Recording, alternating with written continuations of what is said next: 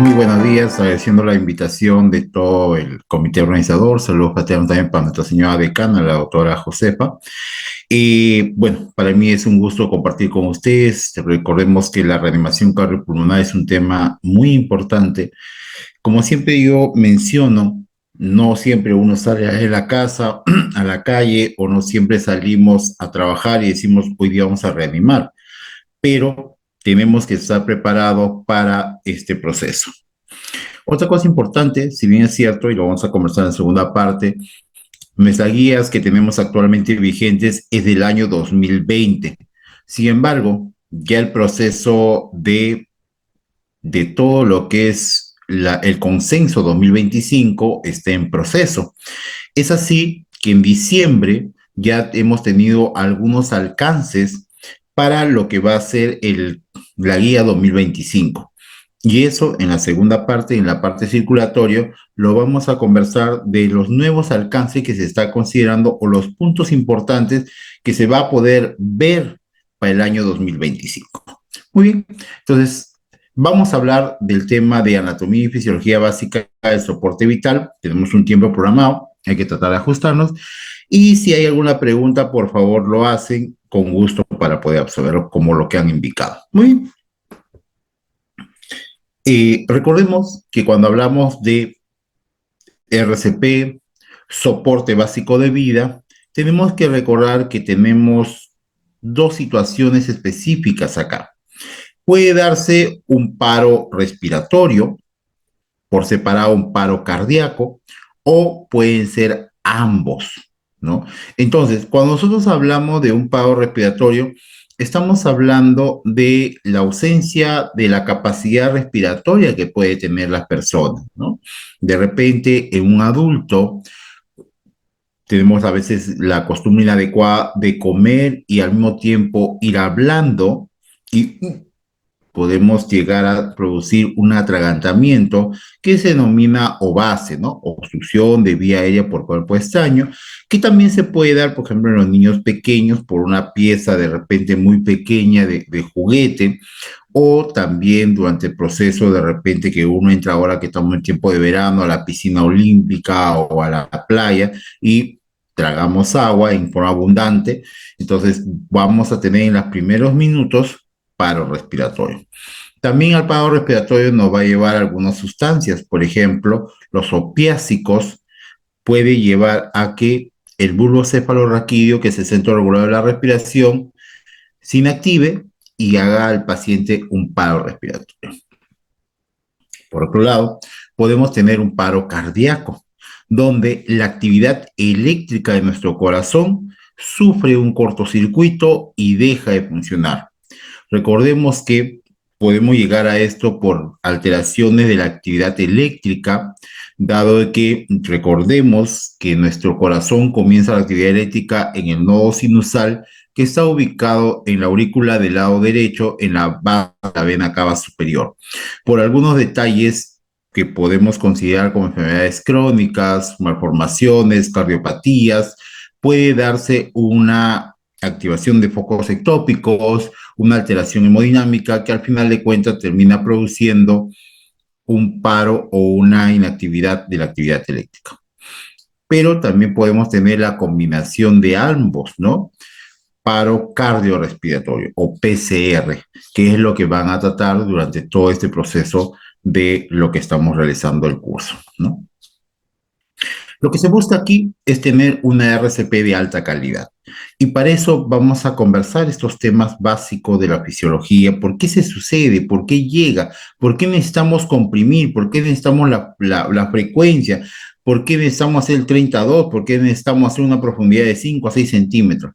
Eso lo vamos a ir conversando y eso es la RCP de alta calidad. No solamente es presionar el tórax. Antiguamente y erróneamente se decía que una reanimación era con fractura costal. Actualmente, si encontramos una fractura costal durante el proceso post-reanimación, lo único que nos indica que hemos hecho mal la técnica. No muchas personas son atendidas en reanimación y aún menos cantidad en RCP de buena calidad. Recordemos que las personas en calle, según lo que nos ha dado el alcance, la AJA, pues casi solamente el 40%, alguna persona a nivel prehospitalario intenta reanimar a una persona. Entonces la gran pregunta es, ¿qué sucede con el 60% de personas? Sencillamente nadie intenta ayudar y nadie intenta hacer una reanimación. Probablemente mucho hablamos de primeros auxilios, mucho hablamos de RCP, hablaba de escuchar a una persona, ah, que ese RCP es 32, eso cualquiera lo hace. Sí, pero realmente cuando ponemos a una persona, ni siquiera ante una víctima, sino ante un simulador, vamos a ver que comete errores. Imagínense, una simulación puede cometer errores, pero imagínate en la vida real. Son cuestión de segundos que tú tienes que decidir, porque si pasan los minutos, pierde la persona posibilidad de supervivencia. Por eso, cuando ahora hablemos de los alcances de la guía 2020, para el alcance de la guía 2025 con lo que han avanzado en el 2023 diciembre, se van a dar cuenta que un tema que va a resaltar es el manejo de la convulsión. ¿Ya? Lo vamos a conversar en su momento. Muy bien. Entonces, necesitamos cambiar. Definitivamente estas reuniones, estas capacitaciones son importantes. Lamentablemente, algunas personas todavía no se dan cuenta de que incluso la misma AJA, en el libro de BLS, Soporte Básico de Vida, en una parte dice que si uno no hace la reanimación constantemente o no repasa constantemente, en un promedio de 6 meses te vas a olvidar. Está escrito incluso en el texto del BLS. ¿Ya? Entonces, ¿cuál es nuestro desafío acá? Que tenemos que simplificar el entrenamiento. Las guías cada vez son mucho más sencillas, las guías tratan de ser mucho más prácticas para cualquiera pueda recordar, porque lo importante de aquí es que las personas en el llegado el momento lo puedan hacer. Pero aún todavía tenemos algunas cosas llamativas. Por ejemplo, que una entidad hospitalaria no se inicie la reanimación en el tiempo que se debería iniciar, o sea, ya. Claro, alguien dice de repente en el prehospitalario, hasta que alguien decide, al que llama, viene el SAMU, vienen los bomberos, o una persona de momento corre, podríamos esperar un tiempo. Pero en el hospital no se podría dar esta situación. En el hospital, ni bien el paciente hace un paro, automáticamente debería tener la capacidad de respuesta. Hay personas que ven al paciente que está jadeando o boqueando. Dice, ay, mira, vente el paro. Error. Toda persona que está con respiración boqueante o jadeante ya está en paro. ¿Y cuánto tiempo? Más de 1 minuto. ¿Y cómo me doy cuenta que ya está así?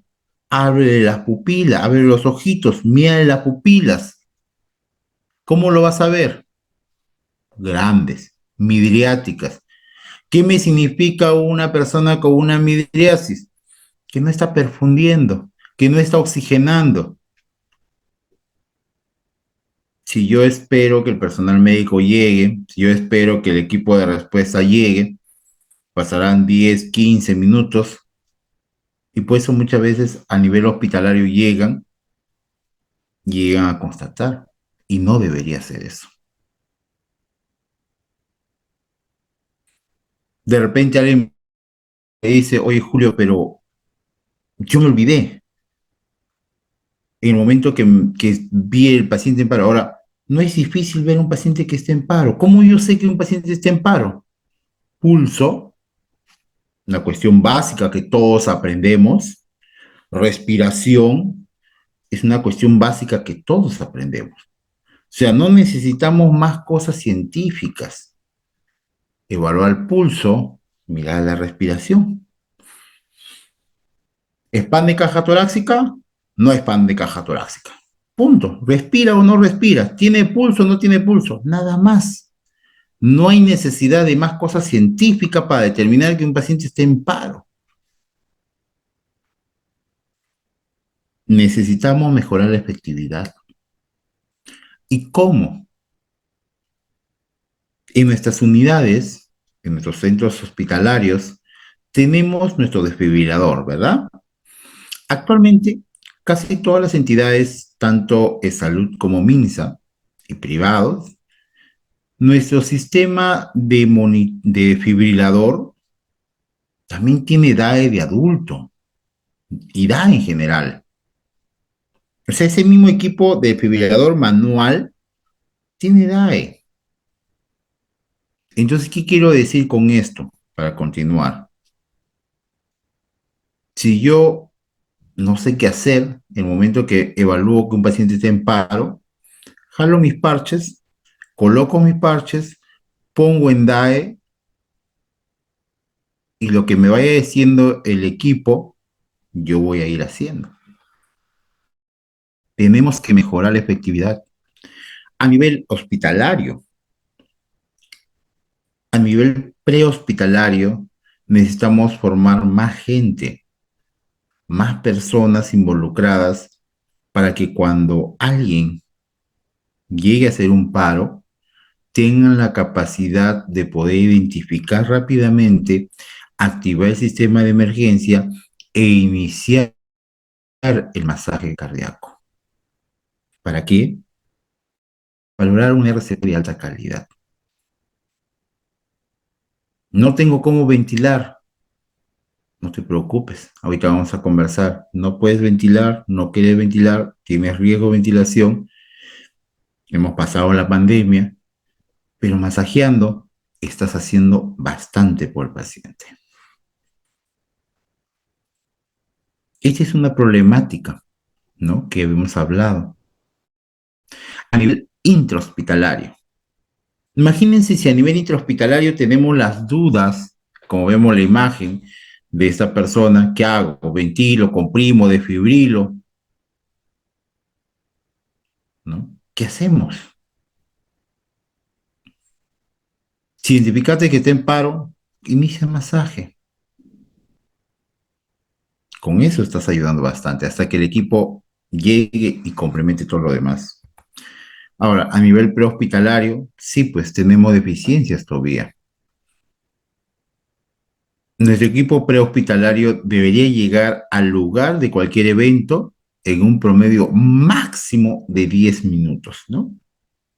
Los 10 minutos de diamante. Pero sin embargo, en nuestro país, cada vez es un promedio de 30 a 40 minutos que llegue el equipo prehospitalario. Las causas, variables. Variables las causas. Pero esa es nuestra realidad. Como le decía, si bien es cierto, siempre conversamos, por ejemplo, el paciente que convulsiona. Pero si nosotros miramos, por ejemplo, el caso de estación Angamos, pueden buscarla en Google, ¿ya? O también en YouTube, está colgado así, estación Paro en estación Angamos, nos vamos a dar cuenta como contexto de esta situación que la persona convulsiona, nadie se hace nada por ayudarle, todo el mundo se reclama, la persona parece que en el posictal se aspira, nadie le voltea, nadie le gira, entra en paro respiratorio, paro cardíaco, llega el SAMU después de 30 minutos y solamente dice que ha fallecido. Situación muy habitual. Cada vez tenemos personas que pueden, por problemas epilépticos o por otros cuadros, podría llegar a convulsionar. Entonces tenemos que estar preparados.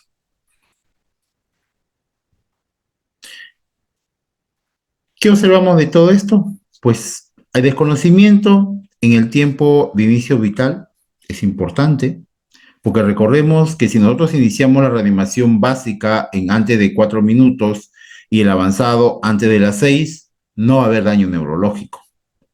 Pero a partir de los 5 minutos hacia adelante se comienza a instalar un daño neurológico irreversible. Recordemos también que por cada minuto que se pierde de iniciar la reanimación, la persona pierde un 10% de supervivencia. Otra cosa importante, desconocimiento de los aspectos básicos de la reanimación.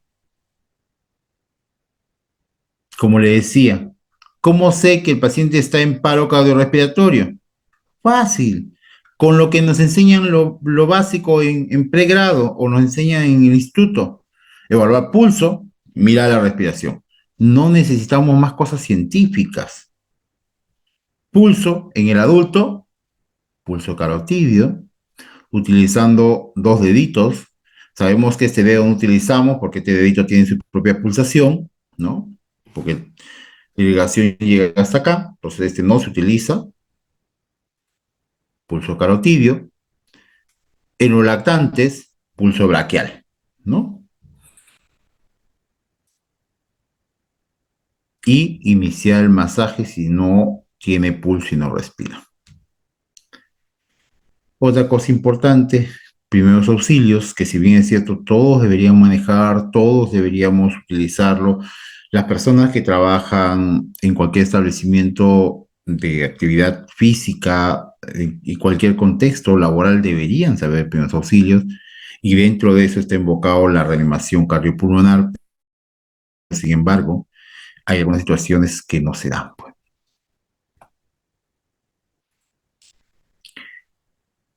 De todo esto, recordemos que tiene mucho compromiso el sistema circulatorio, ¿no? Cuando hablamos de sistema circulatorio, recordemos que tiene tres grupos o tres contextos, tres elementos el sistema cardiovascular. El corazón, las venas, las arterias, que son los vasos, y la sangre, ¿no? Estos tres elementos comprenden el sistema cardiovascular. Y esto es lo que se altera en una reanimación cardiopulmonar o en un paciente con paro cardiorrespiratorio, ¿no? También vamos a ver que se altera la parte respiratoria, recordando que el centro regulador de la respiración es el bulbo cefalorraquídeo, ¿no? Y es el que nos permite en forma cíclica y continua inspirar, expirar. Recordemos que fisiológicamente la inspiración lo hacemos en un segundo y la expiración lo hacemos de 2 a 3 segundos. Otra cosa importante, recordemos que la unidad mínima, ¿ya?, del sistema circulatorio, del sistema respiratorio es los acinos y el alveolo, ¿no? ¿Y por qué es importante este contexto? Porque se puede alterar en la parte de la mecánica ventilatoria o también podemos tener alteración a nivel, pues, la unidad mínima que es el alveolo, donde la alteración es el intercambio gaseoso, ¿no? Es ahí donde no hay un ingreso adecuado de oxígeno para que haya una salida de CO2. Otra cosa importante, recordemos que la frecuencia respiratoria modifica al CO2, ¿ya? ¿Qué quiere decir? Que si yo a la persona le hago respirar más rápido, ¿qué va a hacer? Va a barrer CO2 y el CO2 de su cuerpo va a bajar. Igual también, si yo hago que la persona respire más lento, ¿qué va a suceder? Voy a retener CO2 y este va a aumentar en sangre, ¿no? Recordemos también que los valores normal de la presión arterial de oxígeno es de 80 a 100 milímetros de mercurio. Menos de 80 quiere decir una hipoxemia. Más de 100 ya significa una hiperoxemia.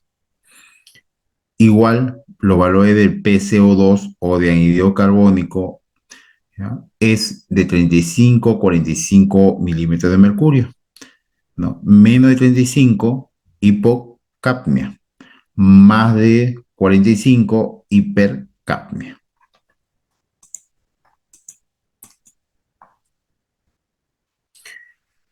Nuestro sistema esquelético tiene mucho que ver, ¿no? ¿Dónde es el lugar donde yo voy a colocar la palma de la mano para poder hacer adecuadamente las compresiones? Línea media intermamilar. En ese punto intermedio que vamos a encontrar como una hendidura, justo ahí debe ir el talón de la mano. Y si se dan cuenta, su talón de la mano no es recto, también tiene una hendidura que justo cabe en esa posición, ¿no? Entonces, colocado de forma adecuada, ya en la línea media intermambilar, se van a dar cuenta de que el tórax de la persona funciona como un resorte, ¿ya? Baja y regresa a su lugar. Pero producto de la adrenalina, producto de repente de desconocimiento, puedo poner la mano más arriba, más abajo, ¿y por qué hacer eso? Porque me he pegado mucho a los bordes costales. Si bien es cierto, se denomina fractura costal, pero lo que se hace es que la costilla, ¿no? Se libere o se desglose del esternón. Eso es lo que sucede, ¿ya?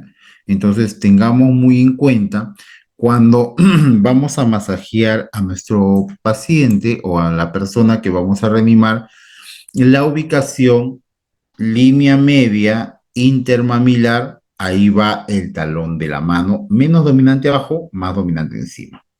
Igual, en caso de los lactantes, también línea media intermamilar por debajo de la línea intermamilar se coloca dos deditos, ¿no? O la técnica de los pulgares. Si es pediátrico, solamente se hace con una mano, no se hace con dos, sino con una sola. Es la única diferencia.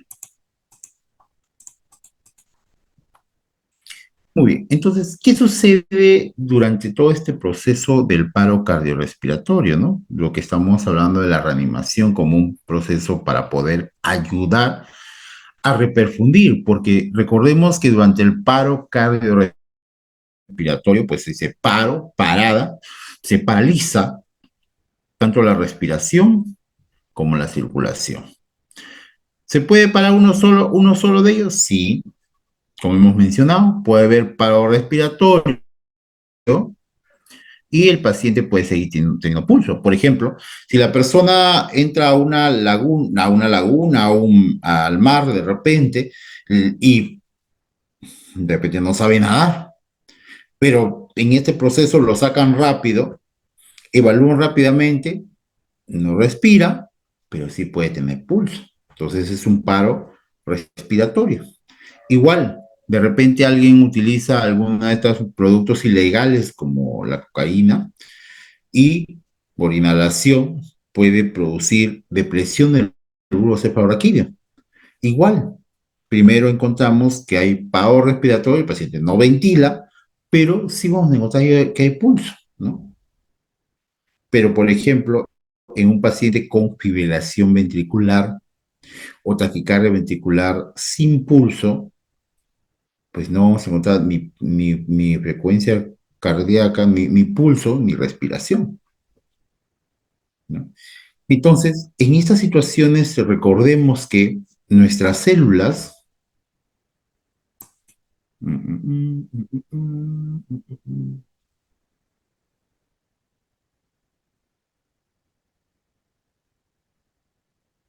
no hay el lápiz para escribir, ¿no?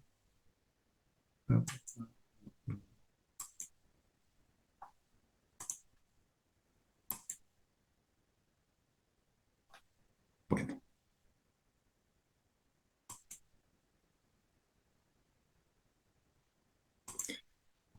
bueno, acá vamos a utilizar la imagen.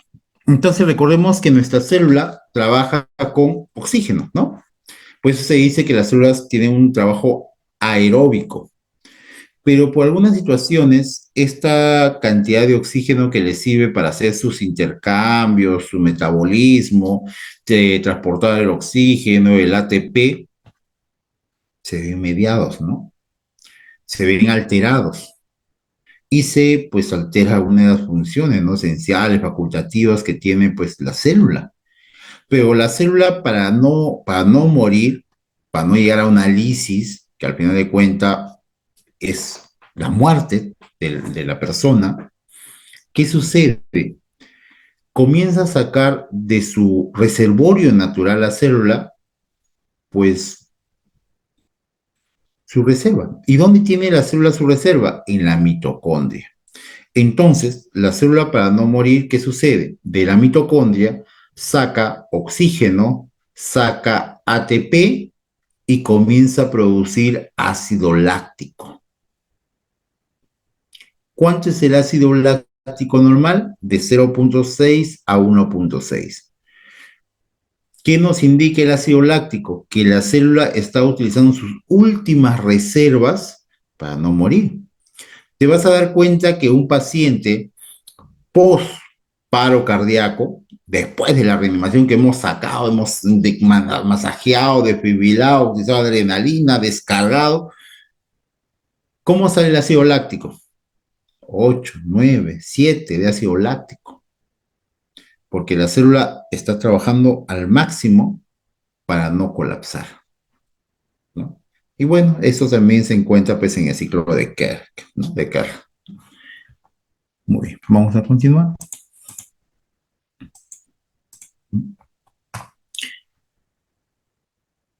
Muy bien, entonces hay un tema dentro de este contexto de la parte de fisiología que es el gasto cardíaco. ¿Qué es el gasto cardíaco? Es la cantidad de volumen de sangre que ingresa y se modifica y se mueve en todo nuestro músculo miocardio, que es nuestro corazón, ¿no? ¿Cuánto es el volumen minuto promedio entre 4.000 a 5.000, ¿no? La medida dice 5.000 mililitros por minuto, ¿no? ¿Qué pasa? Ahora, recordemos que el gasto cardíaco se puede sacar, ¿no? Que es el volumen sistólico por la frecuencia cardíaca. Y eso es el gasto cardíaco. Pero también recordemos que nuestro sistema cardiovascular tiene pues etapas, ¿no?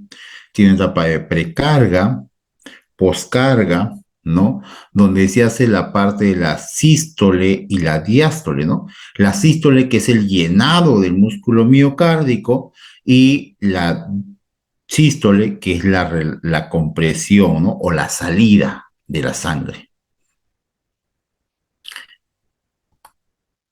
Entonces, hemos conversado y hemos visto que, bueno, RCP es la reanimación cardiopulmonar, PCR, paro cardiorrespiratorio, que se puede dar en forma súbita. Hay personas que pueden tener algún condicional. De repente alguien me dice, oye Julio, pero a un joven, ¿cómo le da un paro? ¿No? Por ejemplo, el caso de Yair, el año 2018, 17, 18, ¿no? Es un jugador del Sporting Cristal que estaba pues joven, atlético, de una institución grande. ¿Y cómo se desvaneció y le dio paro? ¿Cómo le dio paro a ese jugador camerunés que todos probablemente lo recordemos en un momento cuando vemos los partidos y se desvanece, hace tipo convulsión y entra en paro? Es que cualquier persona de nosotros podemos tener por ahí un foco ectópico, una arritmia escondida, y ante una situación estresante se puede desencadenar, se puede activar, ¿ya? Entonces tenemos que tener cuidado. Cualquier situación que de repente nos llame la atención, tenemos que chequearnos. Es lo único que se puede considerar. Y bueno, hay otras pruebas más, pues, prueba de esfuerzo, mapa, etcétera, que nos sirve para poder determinar, ¿no? Igual con el ecocardio. Pero cuando hablamos de la reanimación, también tenemos que considerar que, si bien es cierto, hay una entidad máxima actualmente para evitar los conflictos entre la sociedad americana y europea, pero tenemos que recordar que esto nace en América, ¿ya? Con los contextos y la publicación de las guías y el tema de RCP básico o soporte básico de vida, también en inglés es BLS. Igual como el soporte avanzado de vida es el ACLS. Pero también existe pues el PALS, que es el soporte o la reanimación o el soporte avanzado pediátrico, ¿no? Igual como el ATLS, pues es más de manejo de trauma, ¿no? Muy bien. Entonces, lo que se busca de todo esto es que tengamos un RCP de alta calidad. Probablemente tenemos que recordar que entre las interrupciones que se pueden dar, ¿no? Que quiere decir masajear y ventilar, máximo debe haber 10 segundos de interrupción, máximo. Recordemos también que no solamente es masajear, sino que también tenemos que tener una frecuencia. Está demostrado que para poder llegar a perfundir adecuadamente, necesitamos lograr una compresión entre 100 a 120 por minuto, ¿no? O sea, comprimir en ese lapso de tiempo. Si nosotros hacemos las 30 compresiones, dos ventilaciones, 5 ciclos en 2 minutos, estamos logrando casi ese tiempo de compresión de 100 a 120 por minuto. Pero otra cosa importante, estas 30 compresiones deberíamos hacerlo en un promedio de 15 a 18 segundos para lograr este objetivo. En el adulto necesitamos una profundidad, como dice el BLS, entre 2 a 2.4 pulgadas, que equivale a decir entre 5 a 6 centímetros, en el pediátrico 5 y en el lactante al menos 4 centímetros. ¿Y por qué es importante esto? De la profundidad y la frecuencia, que es la parte de la perfusión, es que necesitamos lograr que nuestra arteria coronaria, con esta compresión, supere más de 25 milímetros de mercurio y pueda llegar sangre al cerebro, ¿no? Entonces, conversamos que parte de esto, pues, comprende el gasto cardíaco, ¿no? Recordemos y hemos conversado que el gasto cardíaco es la frecuencia cardíaca por el volumen de inyección o el volumen sistólico, ¿no? Promedio 5.000 mililitros por minuto, promedio, ¿no? Entonces, si nosotros queremos sacar, tendríamos que preguntarnos primero cuánto pues es el gasto cardíaco, 5.000 que hemos visto. Entonces, durante la reanimación cardiopulmonar, ¿existirá gasto cardíaco? ¿Habrá movimiento de sangre? No, no hay movimiento. Entonces, durante la reanimación, o sea, durante el paciente que cursa con un paro cardiorrespiratorio, su gasto cardíaco es cero, no hay movimiento. Donde se quedó el corazón, ahí se quedó, no hay movimiento. Entonces la sangre queda colapsada, no hay perfusión, no hay oxígeno, no hay ATP, no hay flujo, ¿no? Entonces, nosotros vamos a detallar, por ejemplo, en el caso del corazón, pues cursa con dos procesos, ¿no? La sístole, que es la relajación, el llenado de sangre, y la diástole, que es la compresión para la salida de sangre. ¿Cuánto es eso? La telediastólico o la diástole es un promedio de 110 a 120 mililitros por minuto, ¿no? Y en caso volumen sistólico es 70. Entonces, ¿qué quiere decir de acá? Que entre lo que se llena de sangre y lo que se contrae, el volumen sistólico también es considerado como la fracción de eyección del ventrículo izquierdo, ¿ya? Que es un promedio en porcentaje de 40 a 60%, ¿no? Y en volumen, 70 mililitros. Pero totalmente no se vacía, ¿no? No se queda una cantidad. Y esa cantidad que queda dentro del músculo miocárdico se llama volumen telesistólico. ¿Ya? Es la diferencia entre lo que es el volumen de la diástole y la salida del sístole totalmente no sale. Entonces queda entre 40 a 50 mililitros, que es lo que queda ahí en el músculo miocárdico. Es igual, como cuando nosotros respiramos, ¿no? Inspiramos, expiramos, ¿no? Hay un volumen tidal que ingresa y sale durante el proceso de inhalación, exhalación, pero también hay una cantidad de volumen residual, ¿no? Que por más que yo pueda hacer esto, no sale, ¿no? Es un volumen residual. ¿Dónde se queda eso? Puede ser en el espacio muerto anatómico o puede ser en el espacio muerto fisiológico, pero hay una cantidad que siempre se va a quedar de oxígeno y aire, ¿no? Igual sucede en el pulmón, en el corazón. Entonces, pues, por ejemplo, en este caso, el- en la diástole se llena de sangre y en la sístole se comprime y sale el flujo, ¿no? Eso es lo que se denomina gasto cardíaco. Pero cuando hay el paro cardiorrespiratorio, ¿qué sucede?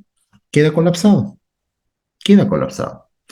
Entonces, la pregunta es, ¿y cuando yo hago el masaje, ¿no? Hago mi masaje cardíaco, lograremos un gasto cardíaco de 5.000? ¿Cuánto será el gasto cardíaco? Entonces,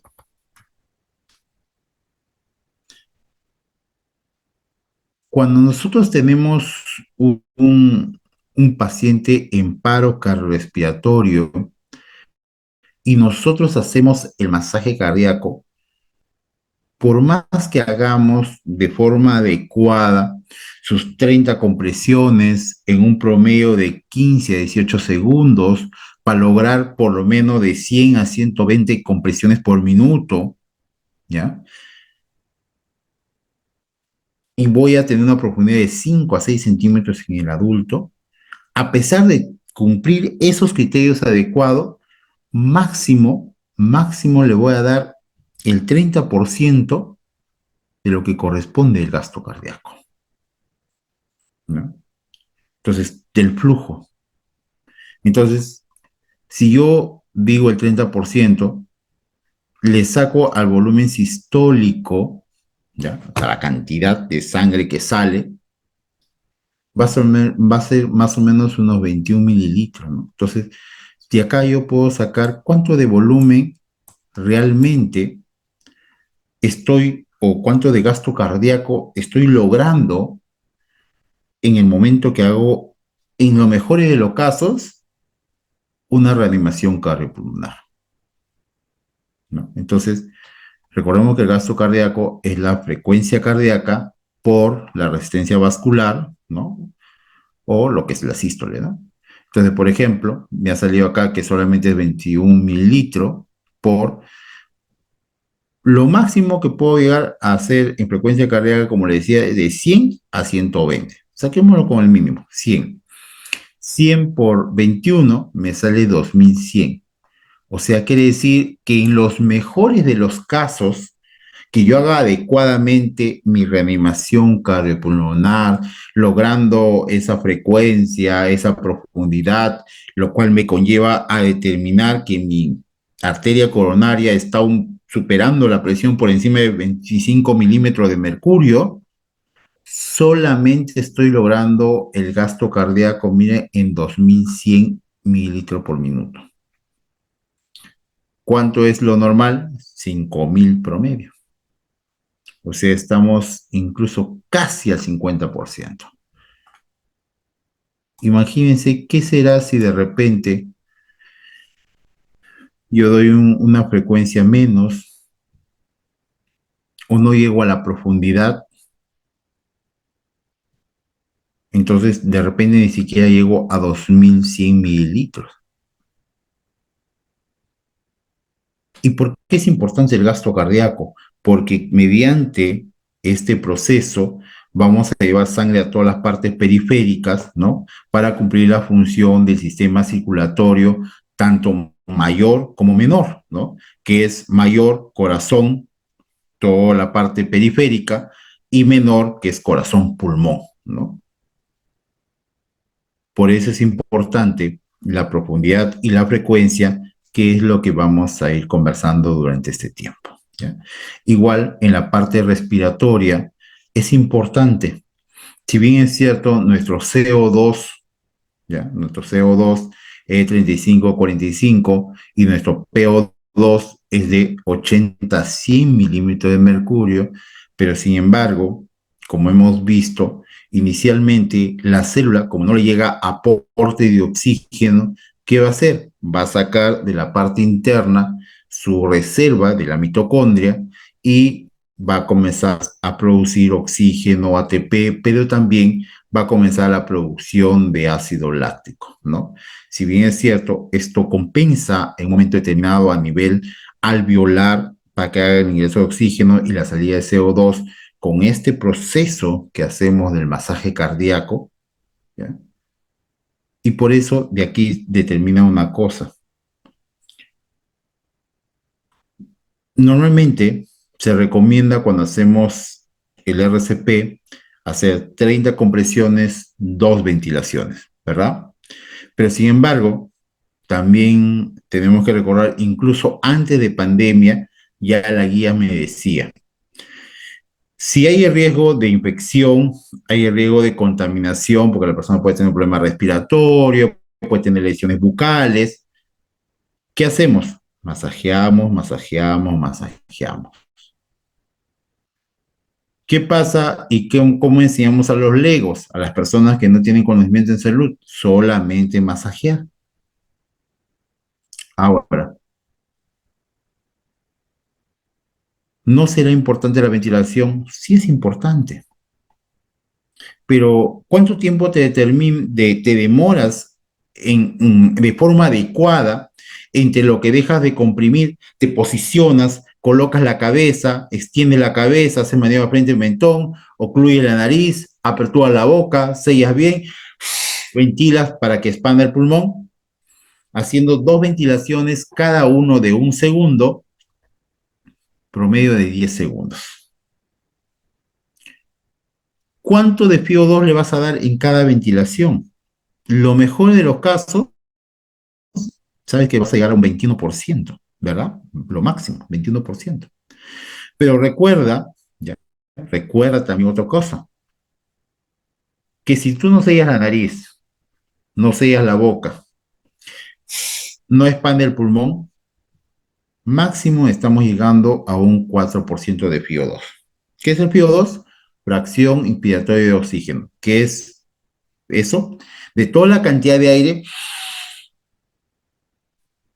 solamente el 21% es oxígeno, lo demás son otros elementos, ¿verdad? Entonces, 4%. Mientras tanto, en el momento que hacemos las compresiones para lograr el flujo del gasto cardíaco, también está habiendo perfusión y en ese proceso está oxigenando. ¿Cuánto es el oxígeno? Miren, acá está. A nivel venoso, podemos tener entre un fío del 40 al 60%, mínimo 40%. Entonces, durante el proceso de la compresión, ¿estás llevando O2? Sí, incluso probablemente más de lo que es una ventilación directa. Por eso la AJA recomienda, si no puedes ventilar, comprime, comprime, comprime, ¿no? Entonces, durante este proceso del paro cardiorrespiratorio, se produce pues el flujo sanguíneo y va a haber alteración del flujo sanguíneo porque pues, no se para la perfusión y de esto los órganos más lábiles a dañarse son el cerebro y el corazón. Ahora, lógicamente que este colapso de perfusión tisular pues se va a ver alterado por dos motivos. Uno, condiciones previas al paciente. Por ejemplo, no es igual un joven que haga un paro que una persona pues que es diabética de larga data, hipertenso de larga data, paciente con una cardiopatía, etcétera. Definitivamente va a tener mucho más problema durante el colapso de perfusión tisular. También tenemos que recordar que cuanto más tiempo pasa, la disfunción sistémica se comienza a producir. Por eso que se dice que por cada minuto que pasa, la persona pierde un 10% de supervivencia. Una cosa es iniciar la reanimación en una persona en el momento y otro después de 10 o de 5 o de 15 minutos, ¿no? Cuanto más demoremos, cuanto más tengan cronicidad de enfermedad, va a haber mayor daño de órganos y esto se va a traducir pues en el colapso de la perfusión tisular y en el pronóstico de la persona, ¿no? Bueno, del paro cardiorrespiratorio, recordemos que hay una detención del sistema de circulación y también la ventilatoria, pues se dice acá, se habla de un paro respiratorio, paro cardíaco o de ambos, ¿no? Recordemos también que esta perfusión no es que solamente el flujo para, sino que también recordemos que esta perfusión, pues hay alteración en la parte neurológica. Y recordemos que las células neurológicas, que es la neurona, produce isquemia, produce umbral de isquemia, lo cual va a conllevar pues una alteración neurológica o problemas ya también impregnados de la parte sensorial. Aparte también que a nivel de músculo miocárdico terminan habiendo daños. Si se dan cuenta, muchas veces el paciente después del paro termina con cardiopatías o neuropatías o trastornos, ¿no?, neurológicos. Y esto va a depender mucho del tiempo de retorno a circulación espontánea, ¿no? Cuanto más rápido sea, el pronóstico es mejor. Cuanto más se demore, el pronóstico va a ser mucho más deleterio del paciente o incluso podría fallecer, ¿no? Entonces, cuanto más demoremos, definitivamente va a haber más daño neurológico, ¿no?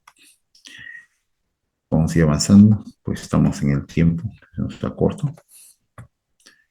Entonces, es importante la calidad de las compresiones, por eso hemos mencionado, tanto la profundidad como la frecuencia, para lograr el objetivo de un gasto cardíaco por lo menos a un 50% y de esa manera perfundamos cerebro y todas las partes periféricas, ¿no?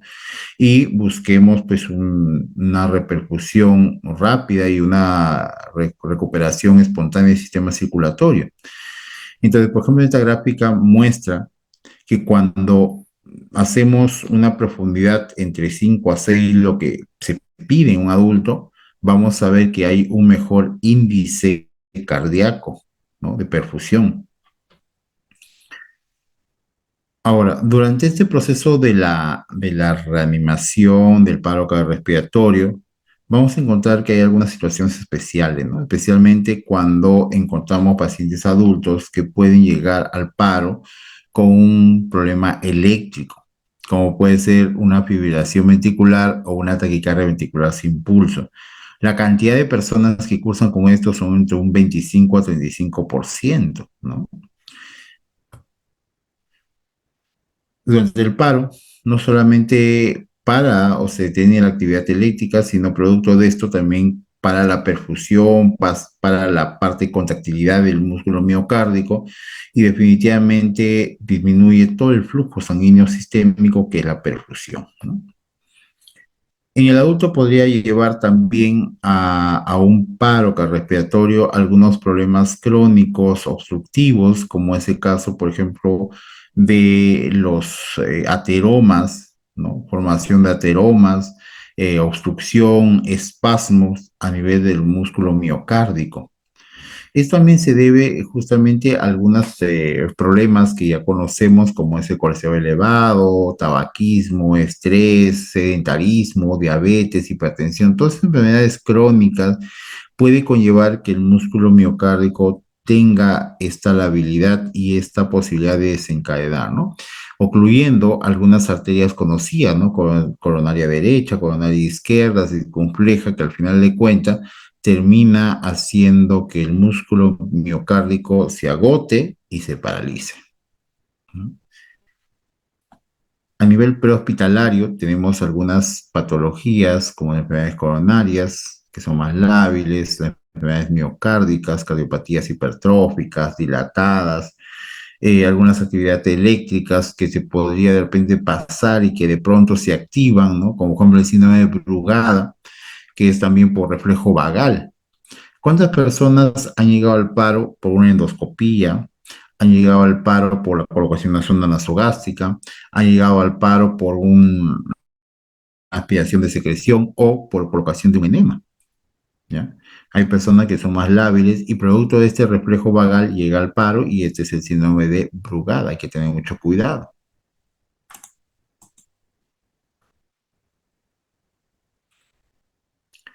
Entonces, en el paro cardiorrespiratorio recordemos que el paciente o la persona pierde conciencia, no hay pulso y no respira, ¿no? Definitivamente cosas básicas que podemos determinar para decir que el paciente está en paro cardiorrespiratorio. Y para eso tenemos nuestros eslabones de supervivencia, tanto en la parte intrahospitalaria como en la parte extrahospitalaria, para poder lograr el objetivo de la reperfusión espontánea, ¿no? Aparte de buscar la reperfusión espontánea, también tenemos que recordar que un objetivo importante de la reanimación es pues restaurar precozmente la función cardíaca para preservar la función cerebral. Recordemos también que estos problemas de cardiopatía pueden conllevar a los problemas de ritmo, ¿no? Y uno de los alteraciones de ritmo más comunes en que es la taquiarritmia de complejo ancho es la fibrilación ventricular, que da entre un promedio de 50 a 80% de personas, ¿no? Culminamos con esto, que un paciente que se puede infartar, recordemos que un infarto es la oclusión, espasmo o evita que hay flujos sanguíneos coronario, va a producir lesiones a este nivel, conllevando que el paciente pueda hacer algunas arritmias, ¿no? De complejo ancho, taquicardia ventricular, fibrilación ventricular, ¿no? El paciente siente inicialmente palpitación y de pronto pues hay una disfunción ventricular, colapso hemodinámico. Cuando hablamos de un colapso hemodinámico, recordemos que puede la persona cursar con cuatro sintomatologías: hipotensión severa, trastorno de conciencia, dolor precordial o síndrome de congestión pulmonar, ¿no? El paciente se deprime, si no ha hecho fibrilación puede progresar a la fibrilación ventricular, si no tomamos la decisión de descargarlo, va a llegar al paro y el paciente podría fallecer, ¿no?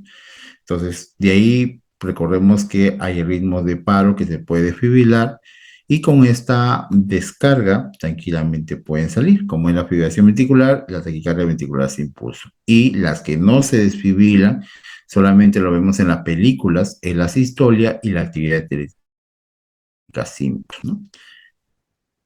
¿No tuvieran alguna pregunta de este contenido?